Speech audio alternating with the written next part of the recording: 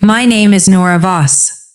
I'm 29 years old, and 2 months ago, my mother called me the night before my sister's engagement dinner to tell me not to come. Not because I'd done anything wrong. Not because there was a conflict I didn't know about, she said, and I remember this exactly because I read the text 4 times before I set my phone face down on the counter. The venue has a strict head count, and we've already confirmed with the restaurant. It would just be easier if you sat this one out. You understand? I understood. I'd been understanding for 26 years. My sister is 2 years older than me. Growing up, she was the one who got the birthday parties with the color-coordinated invitations, the one whose college acceptance letter got framed in the hallway, the one my mother described to strangers as our achiever. I was just the younger one, the one who got quiet, the one who, somewhere around age 12, stopped asking to be included and started building something else instead. What I built, nobody in my family ever bothered to ask about. 3 weeks ago, I was sitting in my apartment in Nashville when my phone buzzed with a call from my grandmother. She never calls unless something has happened. Her voice was shaking in a way I hadn't heard since my grandfather died, except this time it wasn't grief. It was something closer to disbelief. Why didn't you tell any of us? She said. And I said, tell you what, Grandma. She said, honey, it's in the newspaper. Let me go back. I grew up in a household where ambition was not distributed equally. My mother was precise about it in a way she probably didn't even realize. She just had a preference, the way some people prefer one color over another. And she organized her life around that preference. My sister got new clothes for the first day of school every year. I got her hand-me-downs until I was old enough to buy my own. This is not a complaint about poverty. We were comfortable. It was a choice. A small one, maybe. But small choices repeated for 18 years add up to something you can measure. The one thing I had that nobody paid attention to was my palate.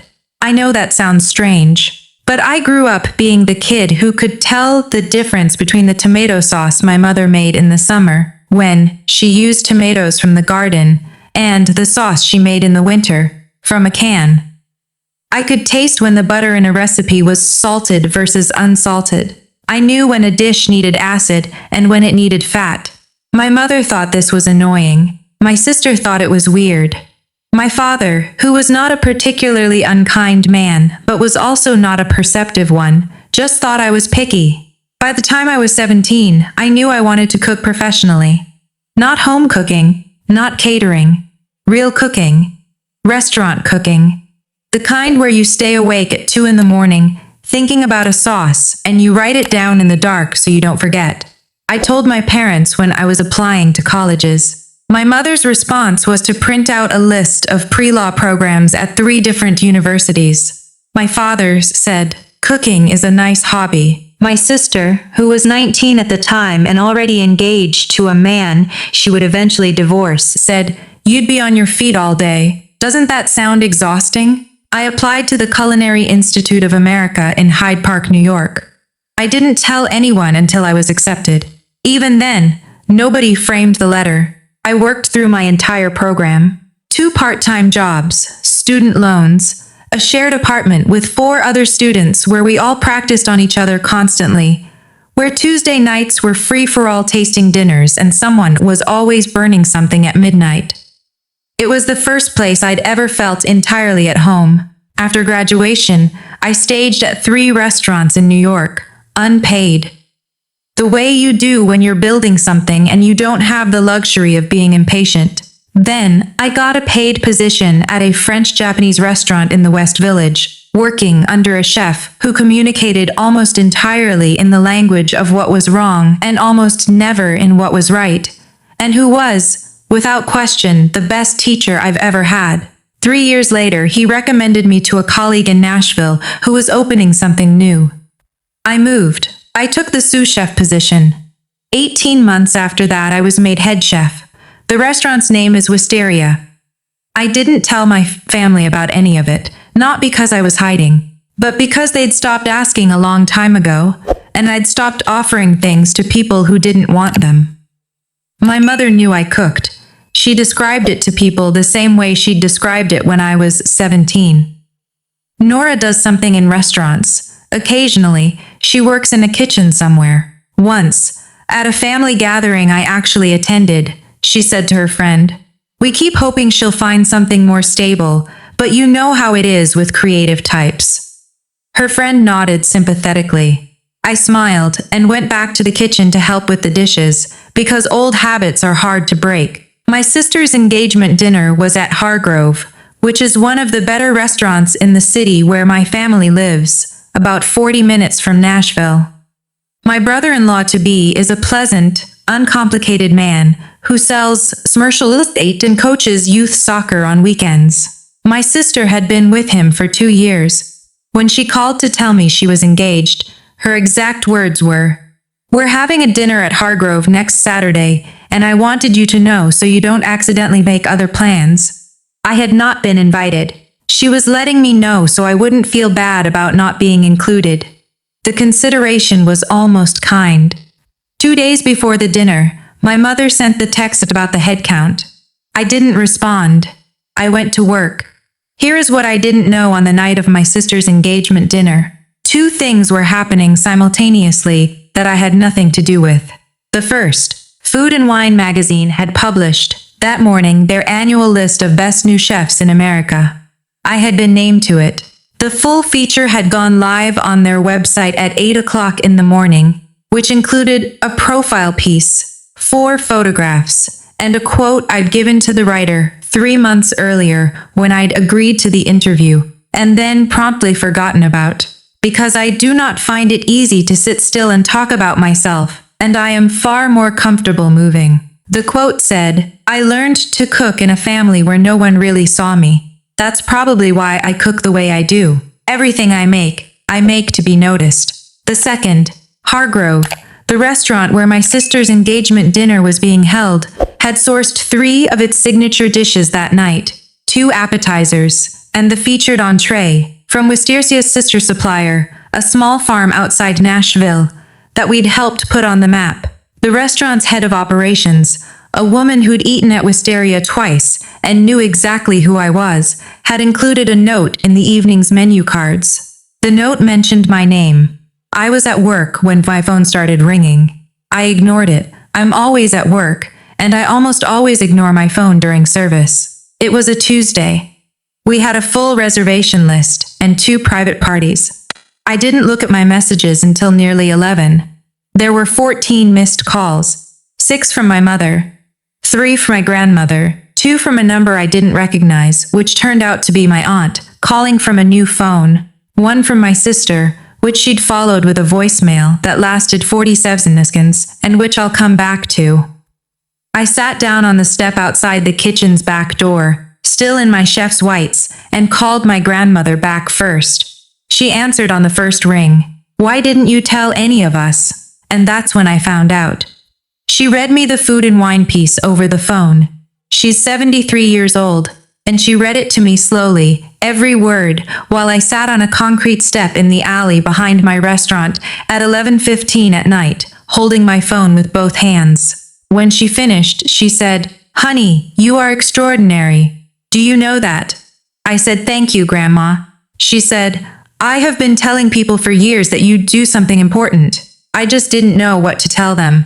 Now I know. I want to tell you what happened at my sister's engagement dinner, because I wasn't there, but I heard about it in pieces. From my grandmother. From my aunt, who called the next morning with barely concealed delight. From my cousin, who had attended as a +1, and who texted me a voice memo at 1 in the morning that was as mostly her whispering and laughing at the same time. The dinner was scheduled for 7 o'clock. 30 guests, mostly family on both sides, and a few of my future brother-in-law's work colleagues. My mother had chosen Hargrove specifically because she wanted somewhere that felt elevated, somewhere that would impress his family, who apparently had money in a way that made my mother self-conscious and therefore aspirational. The menu cards were placed on the tables before the guests arrived. This is when the evening began to diverge from my mother's plan. My future brother-in-law's older sister, a woman who I have since learned is a food writer for a regional magazine and takes restaurants very seriously, picked up the menu card and read the supplier note. She looked up. She said, "To no one in particular, is anyone here related to Nora Voss?" My mother said, "I'm sorry." She showed her the card. Nora Voss. She was just named to the Food and Wine Best New Chef list. Her restaurant supplied part of this menu. That's actually quite impressive. My mother looked at the card. She looked at my sister. She looked back at the card. "Voss is my maiden name," she said finally. "Is she your daughter?" There was a pause. According to my cousin, it lasted long enough to become its own kind of answer. "She's our younger one," my mother said. "She's in the food industry. My future brother-in-law's family." 7 of them, all seated at the same end of the table, had pulled up the Food and Wine article on their phones by the time the first course arrived. The profile photograph, taken in Wisteria's kitchen, shows me in my chef's coat standing in front of the pass, not smiling exactly, but looking directly at the camera with the kind of expression that says, "I know exactly where I am and I earned it." Apparently, one of his cousins turned the phone screen around and showed it to my sister and said, "She looks like you. This is your sister." My sister said yes. Her voice, according to my cousin, sounded like a door closing. Here is what my mother did next.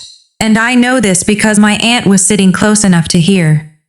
She leaned toward the woman beside her, my future brother-in-law's mother, and said, in a low voice that was not quite low enough, "We're very proud of her, of course. She's always been the independent one. Doesn't really stay in touch, but that's just her nature. You know how some children are." The woman nodded politely. My aunt, who has never in my memory stayed quiet when she had the option of speaking, said, from across the table, "She stays in touch with me, and with Mom. And last I heard, she'd invited all of you to visit the restaurant twice, and nobody went." My mother's smile thinned. "That's not. And didn't she send you a reservation for your birthday last year? I remember because she called me to ask for your schedule." This is true. I had called the restaurant I work at, my restaurant, and arranged for my mother and father and sister to have dinner there, on me. My mother had said she'd think about it. They never came. The table had gotten quiet in that specific way that happens when people who don't know each other well suddenly find themselves witnessing something they weren't expecting. My future brother-in-law cleared his throat. He is, as I've mentioned, a pleasant man. He said, "We'll have to make a reservation ourselves. I've heard Wisteria is excellent." My sister said nothing. The rest of the dinner continued. Courses came and went. The food was good, I'm told, including the entree that partially owed its ingredients to the farm I'd helped develop. At some point, the table conversation shifted, as it will, to other things. But the article didn't go away. By the end of the evening, 4 different guests had congratulated my mother on having a daughter who had just been named one of the best new chefs in the country. Each time, she said, some version of "Yes, we're very proud," in a tone that sounded like she was reading from a script she'd been handed 30 seconds before the curtain went up. My sister's engagement was not the main topic of conversation at her engagement dinner. I don't say that to be cruel. I didn't do anything to make that happen. I just existed. I worked. And the work existed whether anyone was watching or not. The voicemail my sister left was 47 seconds long. The first 5 seconds were silence. Then, "I don't know how you managed to make this about yourself without even being here, but somehow you did. I hope you're happy." Another pause. Then her voice dropped. "Food and wine, Nora. You couldn't have told me?" She hung up. I listened to it twice. Then I deleted it. I didn't make anything about myself. I just didn't hide. I called my grandmother back the next morning, and we talked for an hour. She told me she'd had Hargrovedism wrong for 10 years, had been telling people I worked at a place called Hartgrove, which does not exist. She laughed when she said it. I laughed too. She said, "I should have asked more. I should have asked you directly, instead of just trusting what your mother said." I told her she hadn't done anything wrong. She said, "Will you cook for me sometime? At your restaurant?" I said, "Grandma, I'll cook for you anywhere you want." She said, "Good. Because I think I've been missing out. My mother called 2 days after the dinner. I let it go to voicemail. She left a message that was, in its own way, a masterpiece of not saying the thing that needed to be said. She said she hoped I was well. She said the dinner had been lovely. She said she thought we should catch up sometime soon. She said, near the end, I know we haven't always been as supportive as we could have been. I think that's just been a communication issue. A communication issue. I listened to the message while I was prepping for lunch service, my hands moving through the familiar rhythm of the morning mise en place, the smell of butter in the pan, garlic just starting to go translucent. I set my phone down on the counter and I did not call her back. My father texted a week later. He has never been a man who calls when a text is available, he said. Saw the article. Looks like things are going well for you. Your mother and I would like to visit the restaurant sometime if you're open to it. I read it on my break, standing outside with my coffee going cold. It wasn't an apology. It wasn't an acknowledgement of the dinner invitation they declined, or the years of she works in a kitchen somewhere, or the engagement dinner I hadn't been invited to. It was just a door opened slightly. I sat with that text for almost 2 weeks before I answered, and when I did, I wrote, I'd like that. Text me when you're planning to be in Nashville and I'll make a reservation. Not forgiveness. Not yet. Maybe not ever in the way that word usually works. But a possibility. A small one. The kind you hold lightly with both hands, the way you hold something that might break if you grip it too hard. My sister has not contacted me. I've thought about what to say to her when she does, and I've come to the conclusion that I don't need to have the speech prepared. I don't need a moment. The truth doesn't end staging. It's already happened. What I know is this. I spent years cooking in rooms where nobody from my family came to see me. I sent invitations that went unanswered. I made a career that nobody asked about. And none of that stopped me. None of it slowed me down. If anything, the silence was its own kind of freedom. Nobody was watching, so there was no one to disappoint. You build differently when you build without an audience. I'm standing in my kitchen at Wisteria right now. It's 6:30 in the morning, 2 hours before any of my line cooks arrive, and the light through the east-facing window is that particular pale gold you only get in October. The farmer's market delivery came 40 minutes ago. There's a flat of late-season strawberries on the counter that I'm going to do something with. I'm not sure what yet. I'll figure it out. On the wall by the pass, there's a frame I put up 2 months ago. It holds a printout of the food and wine feature, not because I need the validation. I know what I do. I know what it costs. I know what it took. I put it there so I can see it on the mornings when the kitchen is quiet and the work is just beginning, and remind myself that this happened, that it was real, that I built it from a place where nobody was looking. If you're in the middle of your own years of that, cooking, or building, or writing, or doing the work that nobody in your family bothers to ask about, I want to say something to you directly. It is enough to be seen by your work. It is enough to build something that knows your name even when the people who should know it don't bother to learn it. The recognition will come or it won't. The family will understand or they won't. But the thing you're building is real regardless. Don't cook for their applause. Cook because the food is honest and the work is true, and somewhere in a dining room you haven't imagined yet, someone is going to take one bite and feel exactly what you meant. That's enough. That has always been enough. The strawberries are waiting. The kitchen is mine. And for the first time in a long time, I don't need anyone's invitation to stand in the rooms I've built for myself.